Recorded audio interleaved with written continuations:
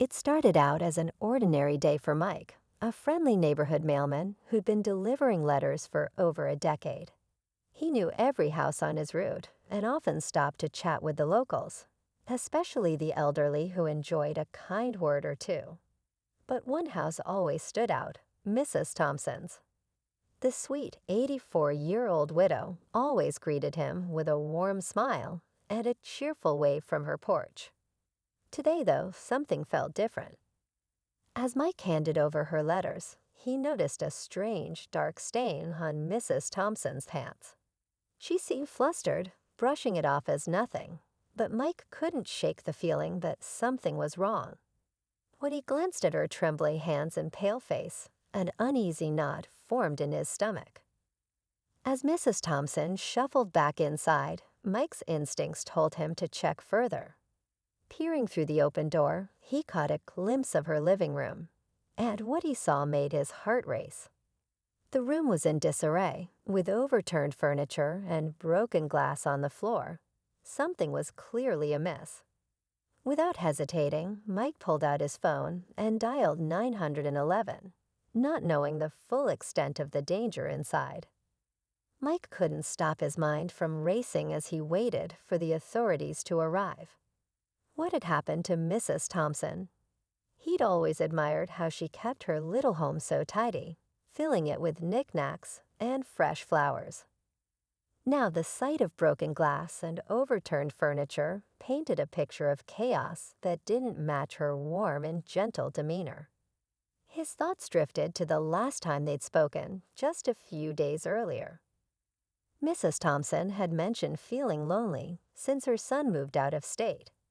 She'd said she missed their weekly visits but tried to stay positive, finding joy in her garden and her favorite soap operas. Mike wondered if her isolation had something to do with what he'd just witnessed. Peering through the doorway again, he called out to her, but there was no response. He could hear a faint sound coming from deeper in the house, something like muffled crying, or maybe just the creak of the old floorboards. His heart pounded as he debated whether to step inside, but he knew better than to interfere further. When the sound of approaching sirens finally broke the silence, Mike's relief was mixed with dread. What would the officers find behind that door? As the police arrived, Mike stepped aside, his heart still pounding. Two officers approached the door cautiously, knocking loudly and announcing their presence. There was no response. The faint sound Mike had heard earlier had stopped, leaving an unsettling silence that seemed to stretch endlessly. One officer gently pushed the door open, and the two disappeared inside, leaving Mike to anxiously wait outside. He couldn't help but replay Mrs. Thompson's expression in his mind. How tired and frail she had looked, her usually warm smile replaced with something more guarded. He wondered if she had been hiding something, or if she was too scared to ask for help. Minutes passed, though they felt like hours, before one of the officers emerged. His expression was serious as he spoke into his radio. Mike couldn't make out all the details, but words like medical assistance and disturbance caught his attention. Mike's mind raced with questions. Had someone broken in? Had Mrs. Thompson been hurt, or was there more to the story? He glanced at the neighbors gathering nearby, whispering among themselves, their worried faces mirroring his own. Whatever was going on inside that house, it was clear this wasn't just another quiet day on his mail route.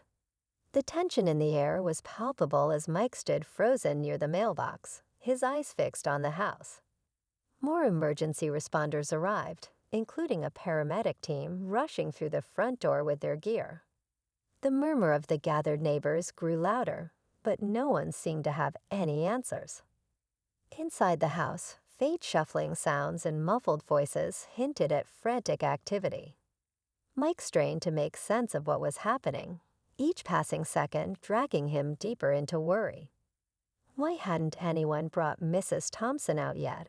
Was she hurt or worse? Suddenly, one of the paramedics came out with a stretcher. It was empty for now, but the sight sent a chill down Mike's spine. He couldn't stop himself from imagining the worst. One of the officers followed, his expression stern as he spoke briefly with the paramedics before disappearing back inside. Mike's thoughts spiraled. Had someone been in the house with Mrs. Thompson? Was there a crime no one had seen coming? He recalled how she'd hesitated at the door earlier, her voice barely above a whisper. Maybe she had been trying to say something, but he hadn't understood. The sound of a loud crash from inside the house broke through his thoughts, making everyone jump. Whatever was happening, it wasn't over yet. The crash inside the house sent a ripple of gasps through the crowd. Mike's heart raced as he took a step closer to the porch, unable to tear his eyes away. Moments later, one of the officers rushed out, speaking urgently into his radio.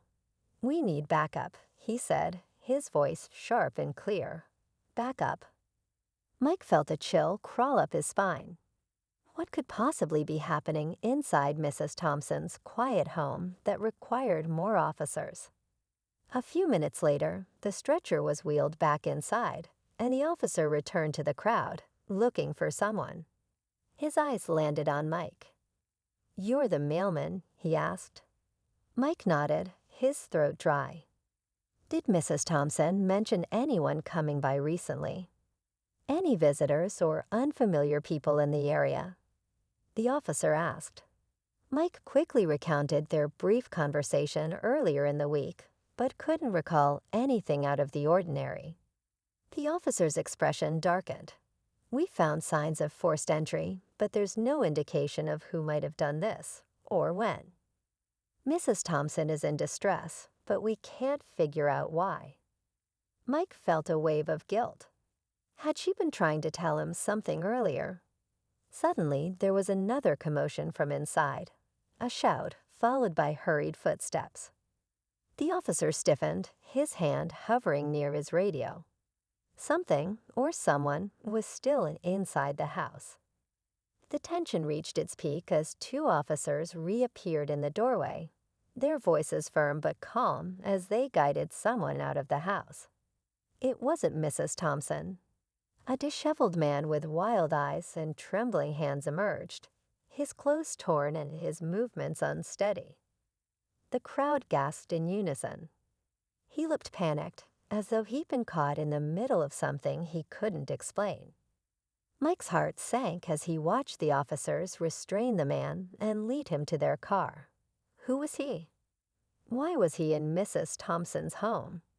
The murmurs from the neighbors grew louder, speculating everything from a burglar to someone in need of help themselves. Moments later, the paramedics wheeled Mrs. Thompson out on the stretcher. She looked weak, but managed a small wave in Mike's direction, her eyes filled with gratitude and exhaustion. The officer who had spoken to Mike earlier approached, his expression a mix of relief and confusion. "We found her shaken up, but unharmed." Turns out the man inside wasn't trying to hurt her. He was trying to help, the officer explained. He's a local handyman she hired, but something went wrong. He got trapped in the house when she had a medical emergency and couldn't call for help. Mike was stunned. The signs of chaos in her home weren't the result of violence, but an act of desperation. As the ambulance drove away, Mike realized how much had hinged on that simple moment of concern. It reminded him of the power of paying attention, and how even small actions could make a world of difference.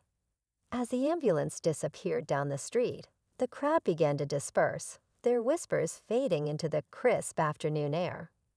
Mike lingered for a moment, his mind replaying everything that had unfolded. He still couldn't believe how a small detail, a stain on Mrs. Thompson's pants, had led to such an unexpected chain of events. Later that evening, Mike learned more about what had happened.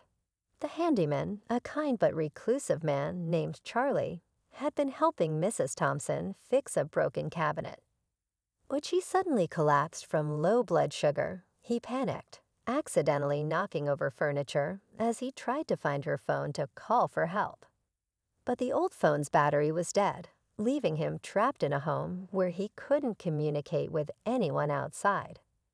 Reflecting on the day, Mike felt a deep sense of gratitude. His decision to trust his instincts and act quickly had made all the difference. Mrs. Thompson was recovering in the hospital, and Charlie's intentions were cleared up, leaving everyone with a renewed appreciation for their small but tight-knit community. As Mike walked home that evening, he couldn't help but smile. It was a reminder that sometimes looking out for others, even in the smallest ways, could change everything.